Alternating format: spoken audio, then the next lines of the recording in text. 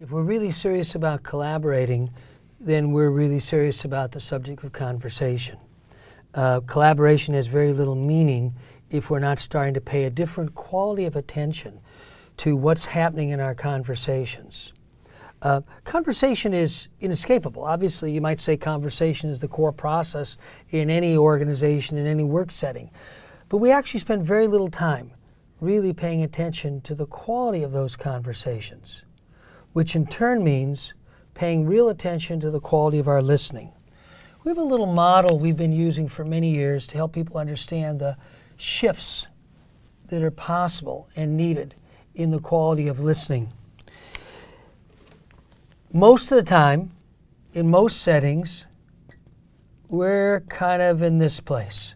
We're kind of barely listening.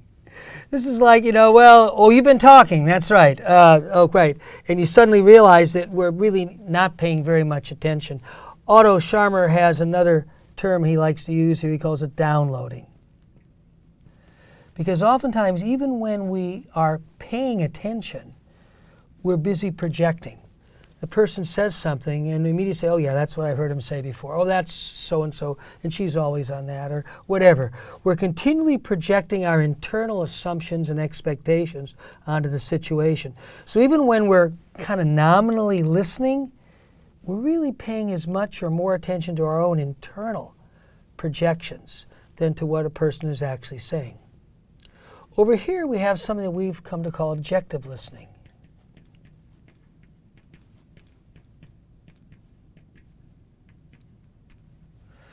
We are paying attention. If you're in a debate, you can't afford to do this. You're never going to do very well in the debate, because to be a good debater, you've got to really pay attention to what the other person is saying. You might say this is what a recording device is doing. A recording device is listening objectively. It's actually paying attention to what's said. In this objective listening mode, there is a different quality of listening from a technical, or you might say data gathering perspective. That's why I use the analogy of the recording device. But we're not necessarily really paying attention to the person. Up here, we have something that would typically be called empathetic listening.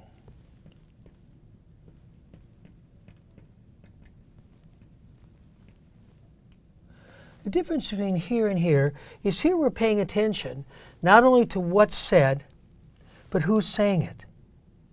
There is a lived experience behind what this person is saying. And you know that sometimes, every once in a while, it hits you that, oh, wow, this person's experience is actually really different than mine. Or their way of thinking about a situation, their way of seeing it is really different than mine. This has to do with men and women. This has to do with people from different cultures. This has to do with people with very different professional experiences. It doesn't really matter.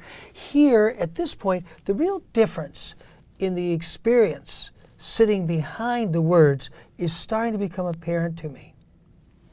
As you might imagine, the quality of conversations is very much influenced by this quality of listening. Down here, we have what's going on most of the time in most conversations. You go to a cocktail hour or just meet somebody, and of course the conversation is polite. In a team setting, one of our mentors in this field long ago, a man named Chris Argyris, used to call this talking nice. So teams almost always start off here. And they're polite. They're, you might say, observing the social norms, things we talk about, things we don't talk about. For example, in a lot of teams, it's really not considered the norm to talk about your personal world. You know, if I'm worried about my kid is sick, I don't bring that into most teams because it's task-oriented and it's polite. The only problem with this is a lot of issues don't get addressed. And invariably, teams that start off down here talking nice, some people start to get frustrated. Well, yeah, we've had this meeting, and how long is it going to go? We've had the same conversation 23 times. Sooner or later, someone breaks out and talks more candid. Chris Argyris used to call this talking tough.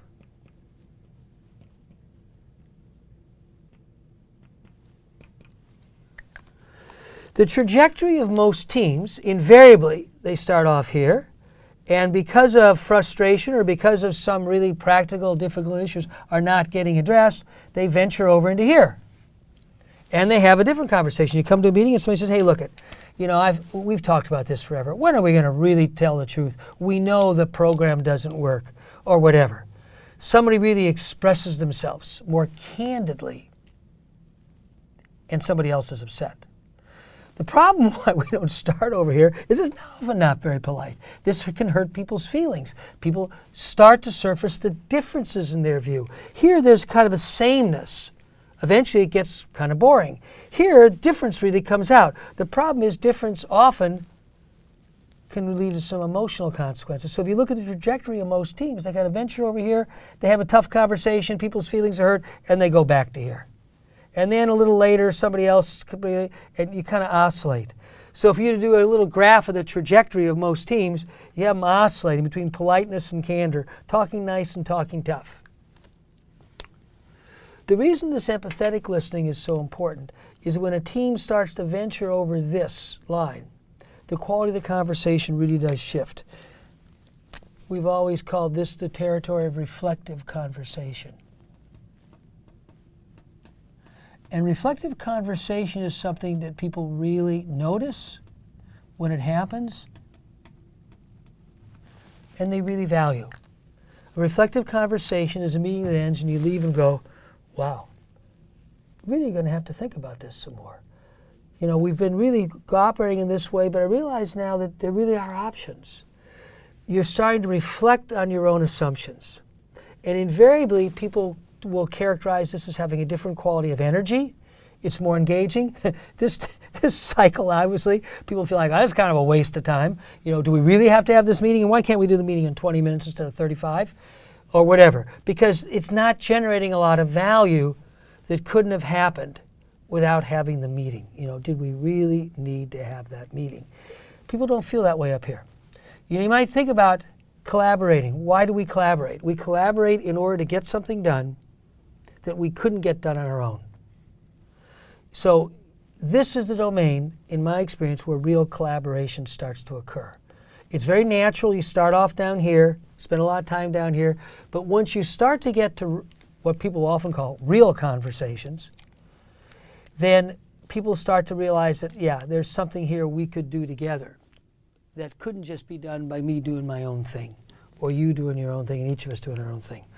Now, there is a fourth type of conversation, and it's what happens when that reflective conversation continues to deepen. There's a traditional term for this fourth type of conversation. It's called dialogue. It's a very old word. It's a Greek word. Dia means through. Log comes from the Greek logos, meaning. Flow of meaning through. Dialogos, the Greek root of the word dialogue. The listening that allows this to occur is difficult to characterize. It's very, very well understood in the performing arts and music. People will talk about being in the flow. In theater, in dance, whenever people are performing together, I guarantee you they know this distinction. Here, the whole is listening to the whole, so to speak. Again, it's hard to express it in a simple English phrase, so I'm just going to put listening to the whole.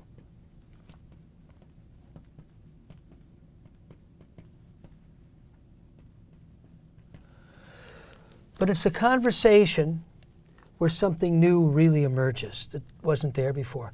People in the world of innovation put a great deal of stock on this and this, because why have a meeting? Why collaborate? Unless something really new emerges that would not have emerged if we had continued to do things in the way we've traditionally done them. So this evolution of conversation and listening is really quite crucial to the field of innovation, because it's only when we get above this line that the future is starting to speak.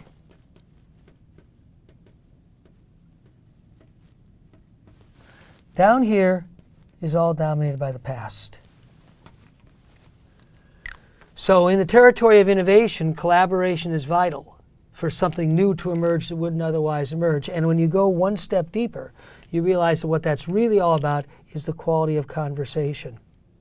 And since neither you or I as individuals can magically transform the quality of conversation, guess what we can pay attention to? the quality of our listening.